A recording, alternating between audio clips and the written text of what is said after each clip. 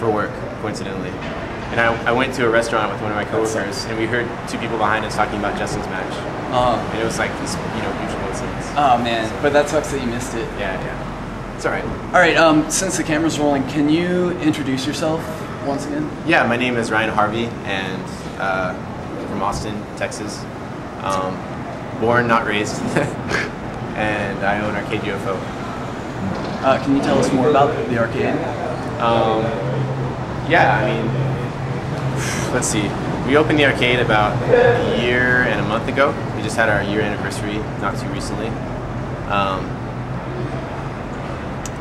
We opened Arcade UFO. I say we being myself and my partner. I have one partner.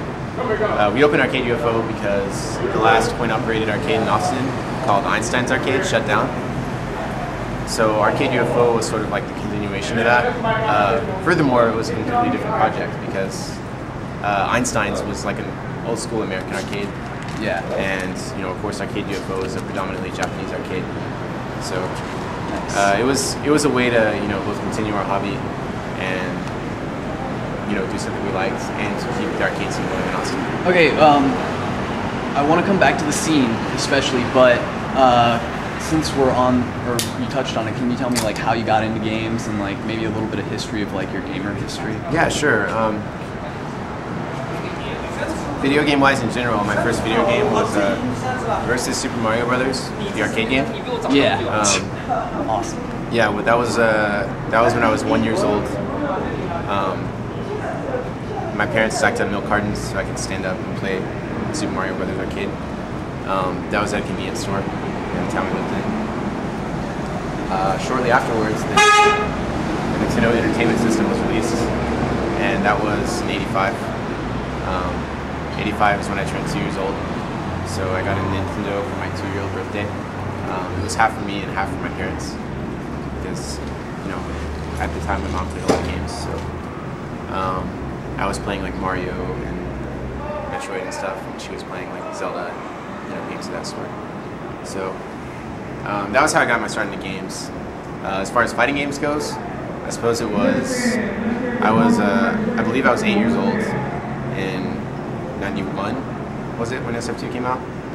Yeah. Yeah. So I was 8 years old, and first time I saw it was actually at the same convenience store that I originally played Mario Brothers. We went there and they had just got Street Fighter 2. I was there with my older sister, and I played Street Fighter 1. So I was like, oh, it's part 2. It looks so much better. Yeah, that's awesome. Because I played Street Fighter 1 even when it was the 2 buttons, like the punch and the kick. Yeah. So I had played Street Fighter 1 a lot, and I thought it was cool. And Street Fighter 2 came out, and I was like, here we go, the sequel looks good. We must have played for like 20 minutes or so, like me and my sister, our first session. And I was just like hooked after that. I was like, wow, this game is like shit. Yeah. So you've been playing all along? Between then and now, yeah. So I played fighting games. I played fighting games between then and now. But I didn't get into the tournament scene until I started university in the year 2000. That was the year I moved back to Austin.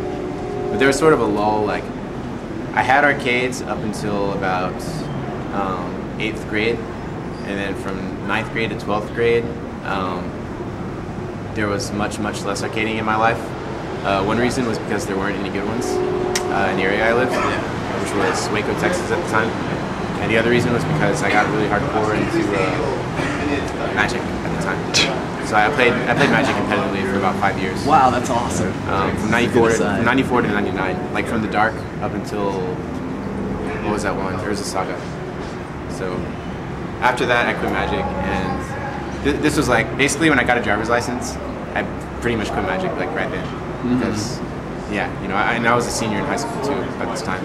So I had like a year of senior, and then went to school at UT Austin, Longhorns. So yeah, I started there in the year 2000, and Austin at the time, there were 4 arcades within walking distance to the university. additionally, there were like 3 more that you could drive to that had other games. Like there was one that I drove to, like Dance Dance Revolution, for example. But yeah, like the main arcade was Einstein's Arcade. Like that was the one where the good players went to, and everyone knew that if you wanted to play good people, you went to Einstein's. So we had a scrub arcade and a good arcade on the same street. Like you could go to the scrub arcade and practice combos, and then like you would go to Einstein's and actually play people. So the scene was absolutely huge when I moved to Austin.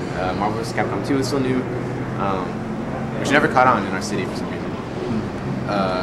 Capcom vs. SNK 1 had just come out. Third Strike was very popular. When I moved to Austin, Einstein's was 24 hours, and there were always at least like 4 or 5 people playing Third Strike. They had 2 machines. That's so awesome. It was like I've never seen a Third Strike machine before. Oh wow! It was completely non-stop Third Strike.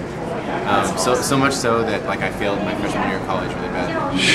So, I mean, I would like go to class and play Third Strike for like 7 or 8 hours, and then catch the last bus home, and, like rinse and repeat. So. I fixed all that stuff and graduated, obviously. But the first year was like a haze of Third Strike and CBS 1. So that's sort of my history as far as like fighting games goes. Of course, I guess around 2001 is when I started going to tournaments. First was Houston. Like I went to my first out of city tournament was Texas Showdown 1. So I don't know if you're familiar with Texas Showdown, but it's on. Anyway, they're on like 9 now. And wow. So I've been to every Texas Showdown. I've been to every Evolution. Like when they renamed it, when they renamed it to Evo, that was when I first started going. Like I missed B5 because I didn't have a ride, and then I had no money. Yeah. And then from the next year, I went to Evo every year after that. So. Yeah, I don't know if you know this, so I'll say it. I lived in Japan for a year. Yeah. I studied abroad in the year 2005 and came back to the States in 2006. I was a Japanese major actually, so I spent a lot of time there studying Japanese, and of course playing lots and lots of Third Strike and other fighting games in my spare time. Going to a lot of arcades. So I guess you could say that like after a year of doing that and then coming back here, I was just like, man, why can't we have something like this? Yeah. Like I really felt that strongly. Oh man, I bet. And it was so like I was so traumatized coming back. Like as far as my fighting game life, like I was ready to come back, but I was like, man, I should just quit fighting games. Like the scene in America is so shitty compared to this. And I seriously thought that for a while. Yeah. But I came back and I still went to Evolution, and then I was like, yeah, I do like playing games actually. So yeah, since then I've been continuing. Einstein's closed on January 1st of 2008, unexpectedly. None of us knew it was going to happen. The owner just basically like showed up and said, hey, we're closing the place today. So nobody had any notice, not even the manager. Everyone had to find jobs. They got rid of the machines really quick. So that was New Year's Day of 2008, and by August 29th of 2008 is when we opened Arcade UFO. So miraculously, myself and a lot of friends and the person I ended up partnering up with put together like plans. Like we pretty much planned like nonstop for like 3 or 4 months. And then we found a space, we got a lease, and it came together like actually surprisingly quickly. Did any of you guys have like, I don't know, education and like business practices? No. No. So it was completely like, in a sense, like mom and pop. Like very much so. From the ground up. Everyone was saying that it felt like a cheesy 80s movie. Like when we were, doing stuff. Like, yeah, let's save that pool hall, very much so had that feeling to it. Myself nor my partner had any business experience. I work a full-time job. At the time, I was a system administrator. Now I'm doing sales and marketing for the same company. So I'm still doing that. I still work full-time, 40 hours a week. And on nights and weekends, I worked on getting the arcade open. And same thing now. So it's pretty much like, I go to work and then go to the arcade almost every day. So that's pretty excellent. Well, okay, what do you feel feel about like, you know, Got 3 minutes left. 3 minutes, dude. I have another tape.